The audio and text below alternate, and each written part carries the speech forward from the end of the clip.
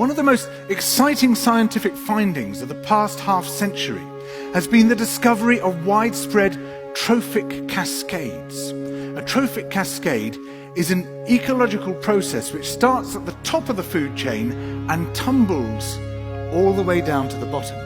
And the classic example is what happened in the Yellowstone National Park in the United States when wolves were reintroduced in 1995. Now, we all know that wolves kill various species of animals, but perhaps we're slightly less aware that they give life to many others. Before the wolves turned up, they'd been absent for 70 years. That the numbers of deer, because there was nothing to hunt them, had built up and built up in the Yellowstone Park, and despite efforts by humans to control them, they'd managed to reduce much of the vegetation there to almost nothing. They'd just grazed it away.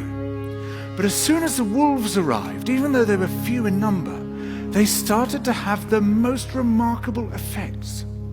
First, of course, they killed some of the deer, but that wasn't the major thing.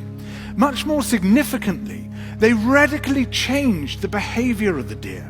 The deer started avoiding certain parts of the park, the places where they could be trapped most easily, particularly the valleys and the gorges. And immediately those places started to regenerate. In some areas, the height of the trees quintupled in just 6 years. Bare valley sides quickly became forests of aspen and willow and cottonwood. And as soon as that happened, the birds started moving in. The number of songbirds, of migratory birds, started to increase greatly. The number of beavers started to increase because beavers like to eat the trees. And beavers, like wolves, are ecosystem engineers. They create niches for other species. And the dams they built in the rivers provided habitats for otters and muskrats and ducks and fish and reptiles and amphibians. The wolves killed coyotes, and as a result of that, the number of rabbits and mice began to rise, which meant more hawks, more weasels, more foxes, more badgers. Ravens and bald eagles came down to feed on the carrion that the wolves had left. Bears fed on it too, and their population began to rise as well, partly also because there were more berries growing on the regenerating shrubs. And the bears reinforced the impact of the wolves by killing some of the calves of the deer. But here's where it gets really interesting.